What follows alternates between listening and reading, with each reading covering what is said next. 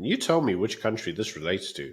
Acts of collective punishment, like cutting electricity, food, water, medical, and other essential supplies to civilian populations, are abhorrent. South Africa. You would think so, right? This was actually Ramaphosa's response to the war currently going on in Israel.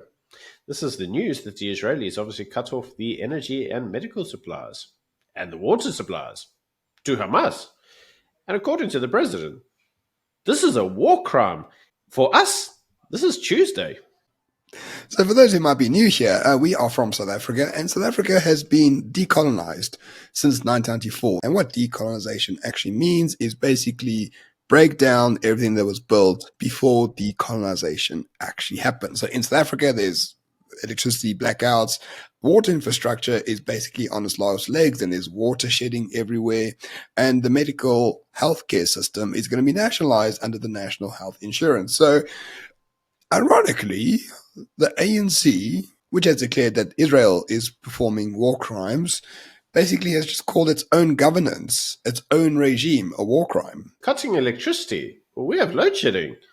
And as for essential supplies to civilian populations, well, I mean, always remember, during the course of the lockdown, food parcels meant for the poor were hoarded by ANC members and then sold off right in the middle of the lockdown. And this is the same ANC that says what Israel is doing to Gaza is a war crime. Now, irrespective of if that's a war crime or not, and by the way, I'm not really in favor of what Israel is doing to Gaza at the moment, it is deeply, deeply ironic that Gaza is probably better off being bombed from the air than we in South Africa are after 30 years of decolonized African rule. if you actually go to Ukraine, the energy supply is more stable than South Africa's. And they're in a war with Russia that's literally destroying the country, flattening it to the ground. And yet, Ukraine is more peaceful in terms of crime statistics than South Africa. I mean, jeez, what about a self-own?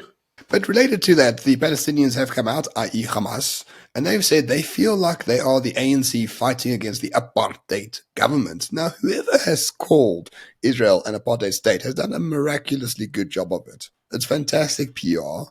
It really, really gets to the hub of the notion that this is, in fact, an international act of crime, because the UN in 1971, thanks to the Soviet Union, passed a resolution to say that apartheid is a crime against humanity. So you can see the several inferences drawn. ANC equals Hamas fighting an apartheid Israeli state, which doesn't really deserve to exist because it's full of apartheid. Same formula as the ANC. Ironically, the ANC should tell Hamas, no, you don't say you're going to kill the Jews. You want a prosperous, peaceful, democratic state, and then you kill the Jews. Like, that is the way it should be happen.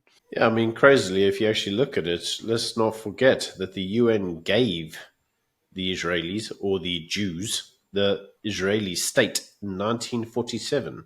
This is ratified after the 1917 Accords.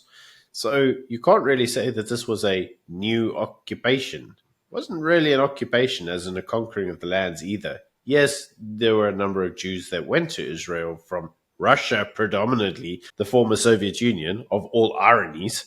But at the end of the day, it's very difficult to parallel South Africa's struggle with Palestine's struggle. Palestine isn't occupied, my friend. The actual territory known as Gaza is actually free. It has its own elections and everything, mate. It is not occupied. The difference is that Gaza itself does not believe that Israel deserves to exist. And so they want to bomb the living shit out of it. That is the fundamental issue. Does that mean that Israel is not doing forms of incursion onto Gaza? Does it mean that they're not incurring onto the West Bank? Of course not. That stuff does happen. But fundamentally, that's not the argument. Fundamentally, the argument is, according to the Islamics, the Jews don't have a right to be there and should literally footsack to hell. Not to another country. They would literally like to ethnically genocide them. But another way to look at this is that the South African government says, oh, we are the experts in negotiation, right? According to them, the African people rejected violence and were in favor of reconciliation. which is a tactic of the National Democratic Revolution. And by the way, the ANC were inherently extremely violent as well, especially to fellow black people who weren't members of the ANC. So that is a lie.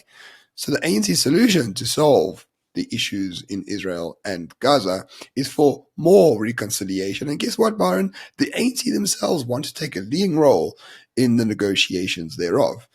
The only problem is no one has fucking asked them. Like, no one has invited you, ANC, to solve anything. So how about you just shut the fuck up? I mean, I can just see it now. They go to Israel, Fikili and Balula, mate. Like, can you imagine him there? He's going to be sit down on the table. He's going to be like, hey, you two, behave, or I'm telling your parents. And it's just going to be fine. Everything's going to be great. I can't see how this could go wrong. In conclusion, the ANC thinks it is Hamas. It has basically perpetuated the very same thing Hamas wants to do. It has committed war crimes against its own people, according to the ANC's definition of what a war crime is. And now it wants to end it in the same way that they supposedly ended apartheid, which is not through reconciliation, just by the way. So, yeah, thank you, ANC, for admitting that your very existence in South Africa has been a war crime for everyone involved. Can't wait to get rid of you.